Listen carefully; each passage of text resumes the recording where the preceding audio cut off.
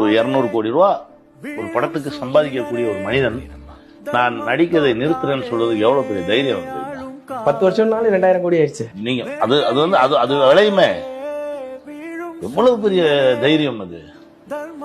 இங்க நம்ம தமிழ்நாட்டில் இருந்த நடிகர்களும் நிறைய பேர் அரசியலுக்கு வந்திருக்காங்களே, வர்றேன்னு சொல்லியிருக்காங்க, வந்திருக்காங்க, என்னென்னமோ பண்ணிருக்காங்க. யாரும் நான் நடிப்பை நிறுத்து, நான் முழுக்க முழுக்க மக்களுக்காக சேவை செய்யறேன், அடுத்து வரேன் அப்படின்னு சொல்ற தைரியம் எல்லாம் யாருக்குமே வரல சார்.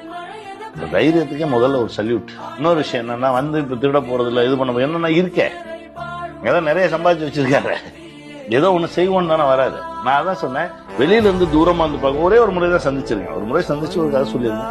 இப்ப வெளியில தூரமா நின்று பார்க்கும்போது என்ன தோணுது, ஒரு தமிழ்நாட்டு பிரஜையா என்ன தோணுது அப்படின்னா, தைரியமா ஒரு மனுஷன் எனக்கு இது எதுவுமே வேணாம்பா, நான் 100% மக்கள் பணி செய்யறதுக்காக வரேன், எல்லாத்தையும் நான் தூக்கி வச்சுருவேன். ஏன்னா தோத்து போய் வரல, படம் இல்லாம வரல, எப்போ இன்னும் நீங்க வந்து இன்னும் 10 தயாரிப்பாளர்ல 100 தயாரிப்பாளர் கூட வெயிட் பண்ணிட்டு இருக்காங்க, எங்க ஏதாவது சொல்லிட மாட்டாரான்னு.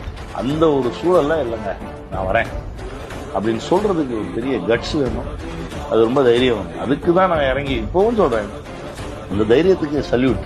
அவருடைய அடுத்தடுத்த செயல்பாடுகள் நல்ல விஷயமா அமையணும், அதுக்கு இந்த பிரபஞ்சம் அவருக்கு சப்போர்ட் பண்ணணும், எல்லாம் கூடி வந்து அவர் நினைக்கிறது இந்த மக்களுக்கு போய் சேரணும். ஒரு 200 கோடி ரூபா